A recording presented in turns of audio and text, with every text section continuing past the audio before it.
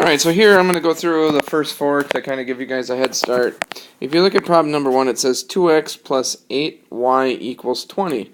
And on the bottom it has y equals 2. And so we're going to focus on this one right here because it has y equals 2. If it had x equals 2, we'd focus right there. So basically you want to find the problem that has a variable by itself and is giving you some value. So what I'm going to do here is I'm going to take this part right here, this y equals 2, and I'm going to plug in 2 wherever I see y in the top equation. So basically that 2 is going to come right here. So my new equation is going to be 2x plus 8 times y, which in this case is 2, equals 20. So looking at my equation, I can go ahead and multiply these. So I'd have 2x plus 8 times 2 is 16 equals 20. And now I'm going to start to isolate the variable, which means I want to get this x by itself. So instead of plus 16, I'm going to do the inverse operation, which is minus 16 from both sides. That gives me 2x is equal to 4. I'm going to divide both sides by 2, and that gives me x equals 2. Now, on this one, I don't really have to find what y is because it was already given to me. So here's my y. So the two places, or the one location where these two lines cross, is actually at 2, 2. And that's my answer for the system for number 1. Let's take a look at number 2. On the second problem, once again, I'm going to be looking for this variable by itself. In this case, it's an x, and it's telling me that what's the value of x? The value of x is 5. So we're going to take that value of 5 and we're going to plug it in for x in the second equation. So this would be 2 times 5 plus y equals 10. 2 times 5 is 10. I get 10 plus y is equal to 10. Minus 10 from both sides. To get that variable by itself, I'd get y is equal to nothing. Now to find what x is already given. It was given in one of the equations. So my x is just 5.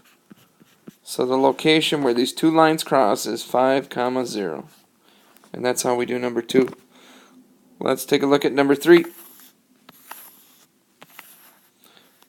Number 3, which part has a variable by itself?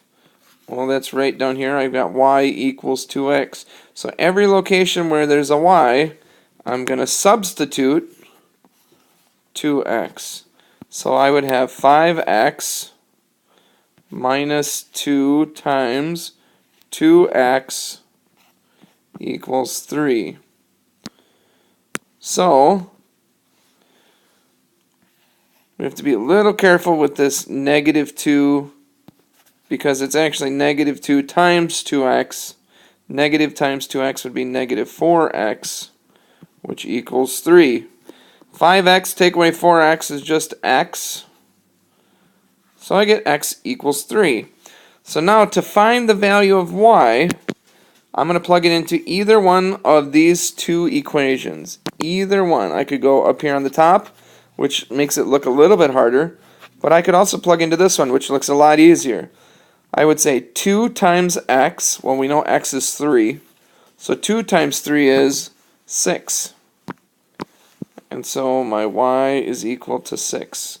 So my solution to the system is 3, 6, or where the two lines would cross would be 3, 6. One more to go. Let's take a look at example number 4.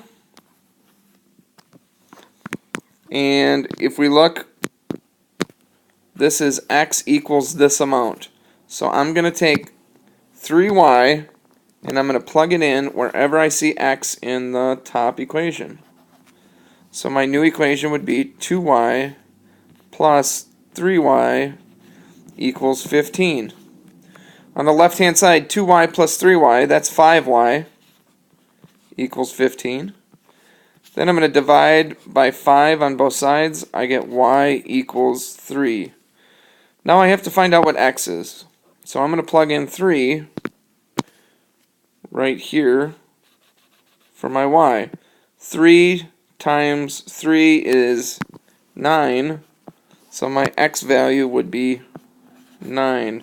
So my location is going to be 9, 3. And that's how you do the first 4 on your homework.